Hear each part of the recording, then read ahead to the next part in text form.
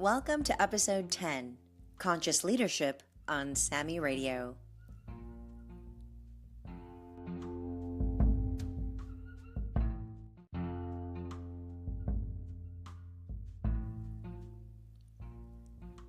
Today I want to talk to you about harnessing subconscious behavior to move into conscious leadership. Think about this.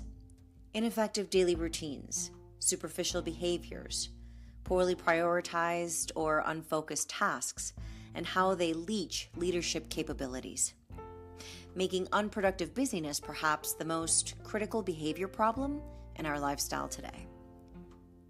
With our constant stream of text messages, emails, meetings, conference calls, and so on, it really is a minor miracle that any of us can accomplish anything.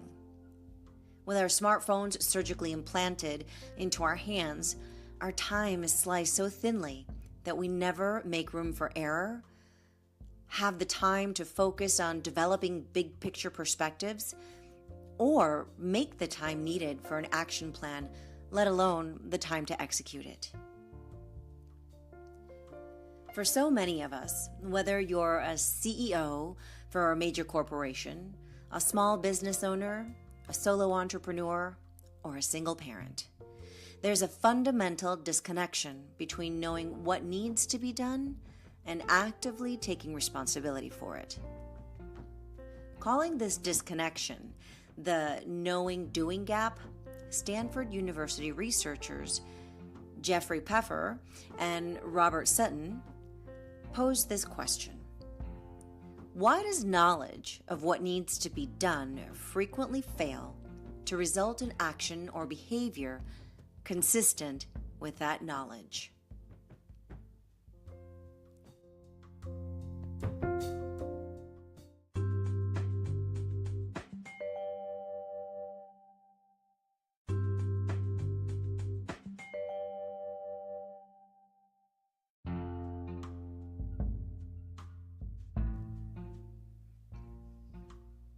So, is there anyone who hasn't wondered the same thing?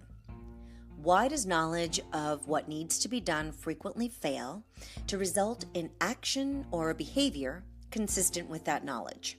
For example, that person at work who knows you need the report by 3 but can't get it to you until tomorrow, or that person at home who knows that you need help and they just don't feel like helping, or they want to help on their timeline when it's convenient for them. The answer to this is both simple and profound. We can sum it up with the term willpower. The problem is not that we self-manage poorly or that our time is even divided ineffectively, but that our consciousness, or will, is divided as well. According to the theory of mind model, our will, aka conscious mind, is only controlled by 12%. So that means that our behavior that we will ourselves into is really only 12%.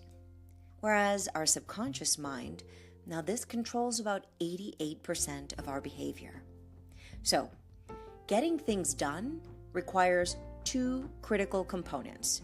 Number 1, energy, and number 2, focus. Sadly, both are at risk in our modern lifestyles. Now, building a bias for action in yourself and your career requires developing and reinforcing the skills to become a purposeful versus volitional individual.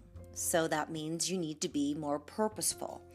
And there are people like this that are purposeful who can consistently achieve their objectives by making an unconditional commitment to their self-regulation goals and subconscious strategies. This leaves them the power of that intention to help them overcome the obstacles in their way, whether it's a personal doubt or the bureaucracies within their organization.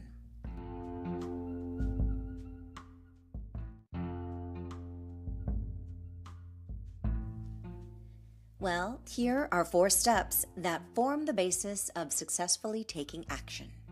Let's move to step 1. Step 1 is challenging your beliefs.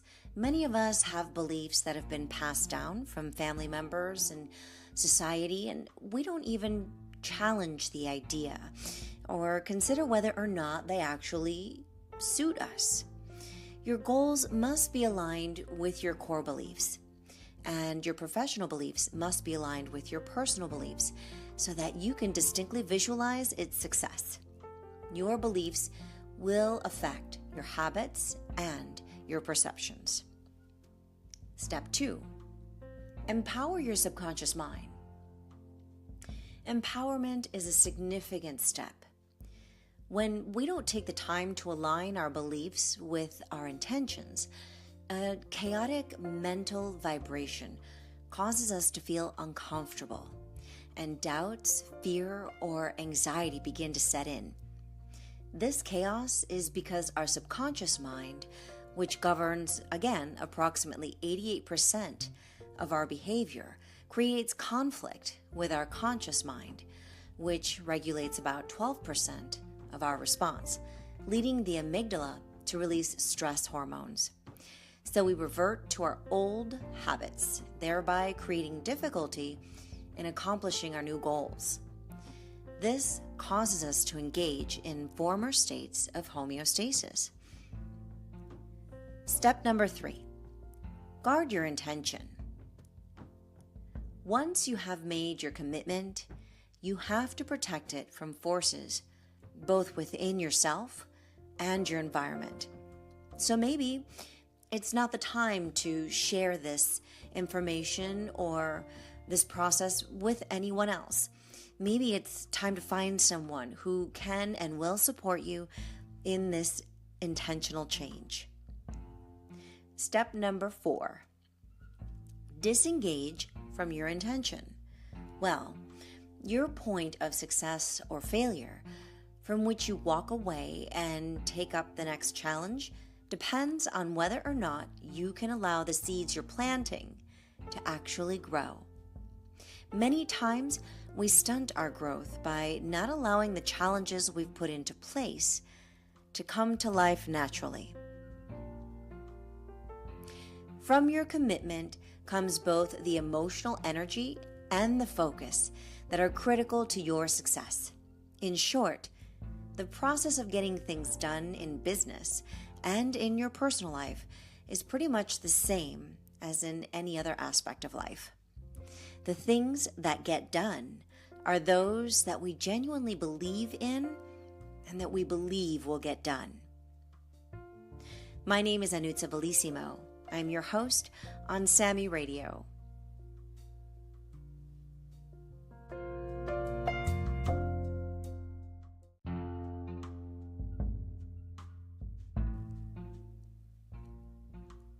Individual coaching and group training on the power of the subconscious mind and how to use brain power to harness your ultimate goals and success are available at thesammygroup.com.